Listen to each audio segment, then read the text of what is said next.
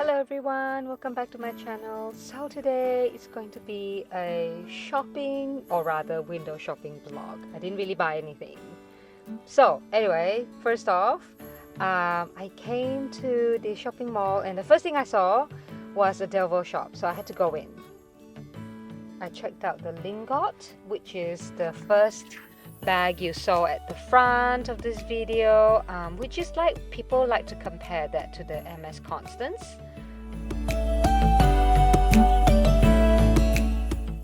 And you can see there's a back slip pocket, which is very handy. And now we move on to the Brilliant, which is Delvaux's the iconic bags. I really love the D-shaped buckle, which is just like a regular buckle, but it proves to be a little bit annoying to undo and put on with one hand. But on the other hand, I find that it has a longer top handle, which can go over like bigger sleeve jacket if you have, during winter time. So sorry for this really bad modeling pic and vlog taking, but I do love the metal chain with a little bit of leather at the top, like partway through, so it's a bit more comfortable on the shoulder.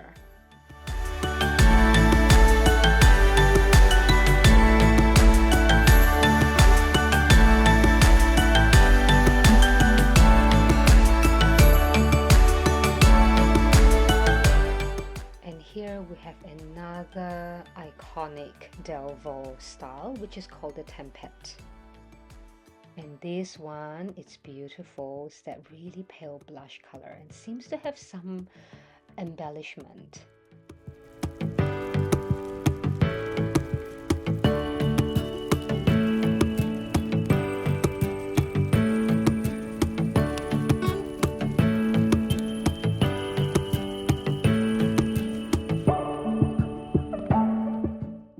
As you can see, it's not quite as wide on the base as compared to the Brilliant, but it is possibly a little bit more boxy. The edges are less rounded, but still it has that accordion sides, and those little sangles on the side is just really so that you can expand the sides a little bit more. The flap itself is actually like a button flap that you push down at the top of the lid of the flap and then it just clicks in. It's actually very like engineered really well.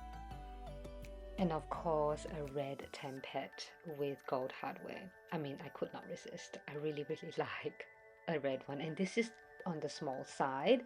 Look at how cute it is.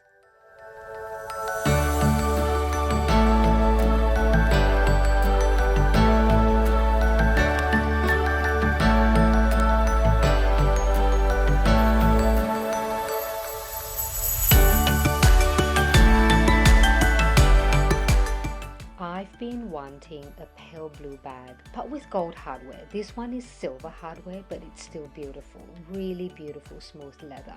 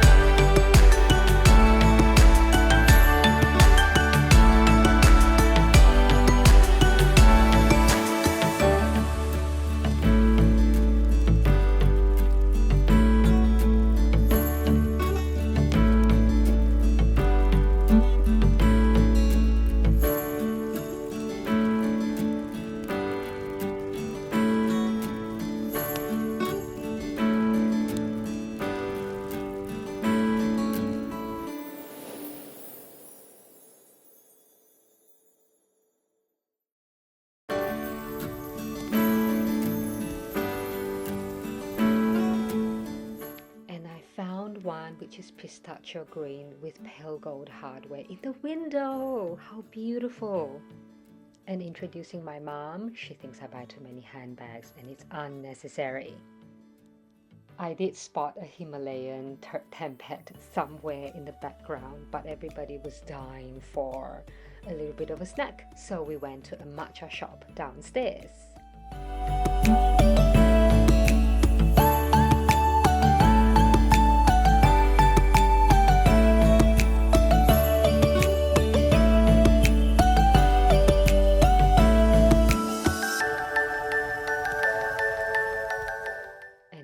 Saw this mulberry shop next to the matcha shop, and I really have a soft spot for mulberry.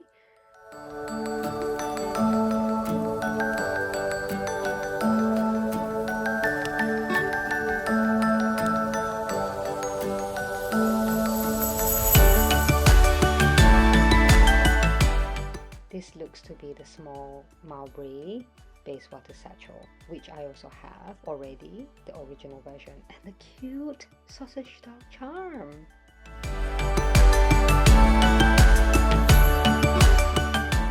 This is the reintroduction or the reiteration of the Roxanne, and there is a small size and a slightly bigger size, but the small size is so cute.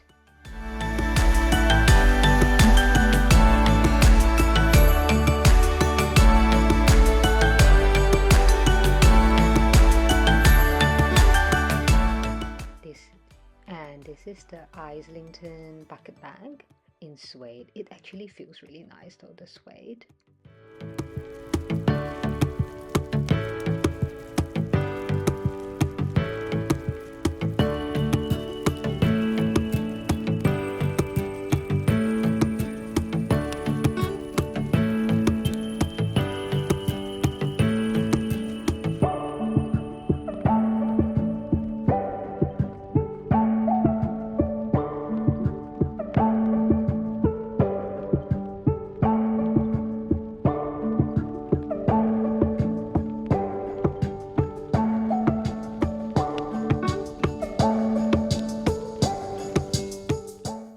See, I keep coming back to the Roxanne. I don't know what it is about it. Maybe it's the extra pockets, the buckles, but it's very quintessential mulberry actually, this Roxanne bag. And I think the poor guy was a bit disappointed that I didn't actually make any purchases. And he tried to tell us that, you know, he can give us extra discounts plus some tax back as well. Hands down to the most patient SA in this whole window shopping experience. Mulberry also can buy back your old bag and refurbish it, or you can send it for refurbishment. And this gold shiny metallic one is a refurbished bag. And of course, I saw Moina. I had to go in because I'm so curious about the brand. I've never seen it in real.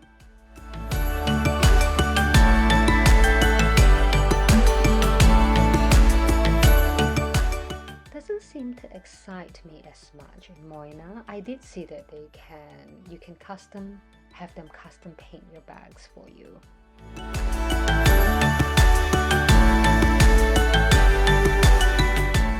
And then I saw Bottega Veneta and I had to go in.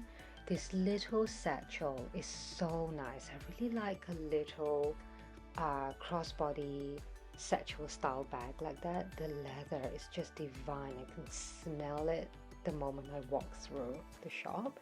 And this is in black. And then the SA brought out a dark coffee brown color, which I like much better.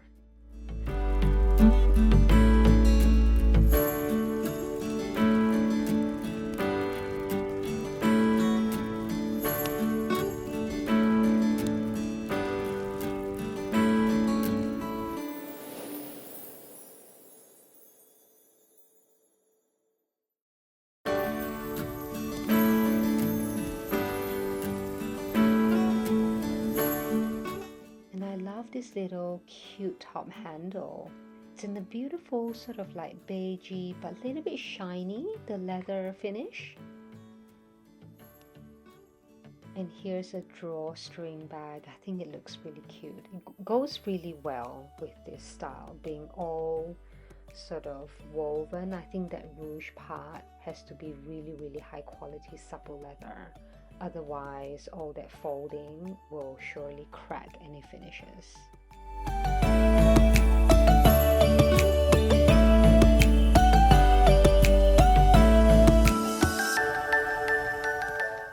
Center, but this is in a different part of Beijing, and we walked into an LV shop.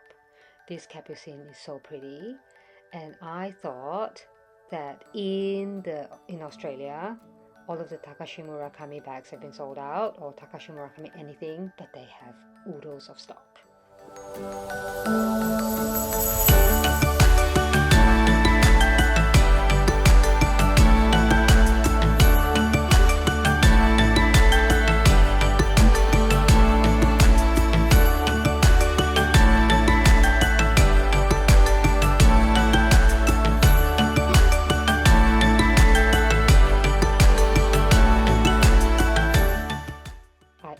Almost did consider buying this panda charm, but oh my god, it's quite expensive.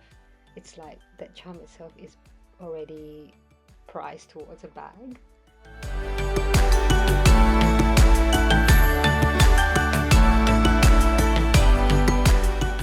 And then again, we walked past a Vivienne Westwood shop. I had to go in, check out the clock. It goes backwards.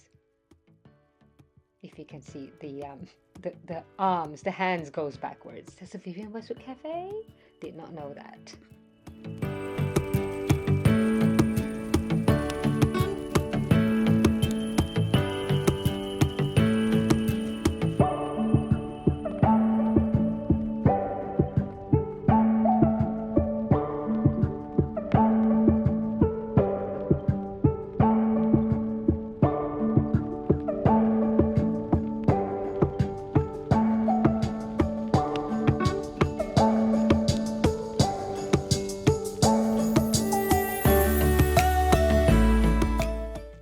I found the Josephine Hart bag because I've always wondered how it feels like. Personally, I would have preferred it without the top handle, I think, but otherwise this size is really good.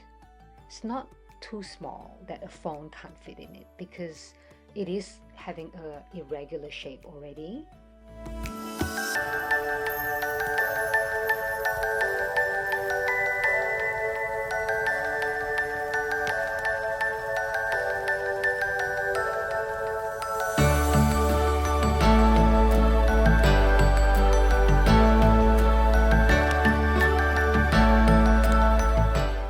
Next door is Moschino.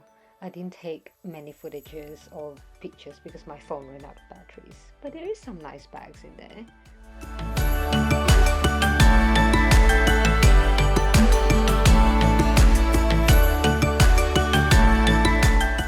In the background, check out this teapot bag. It's a novelty bag, and then next to it is a novelty bag in the shape of an iron.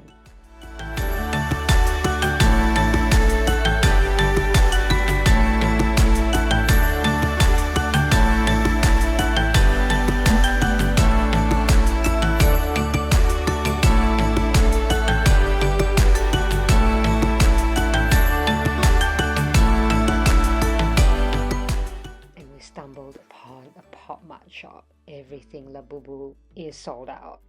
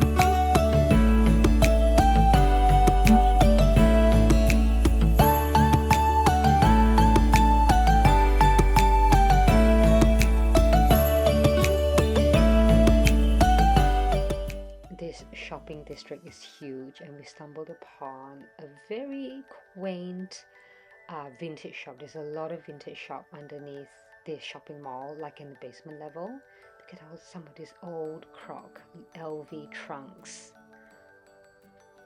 And I don't know why upstairs there's just like, I don't know, cows or yaks.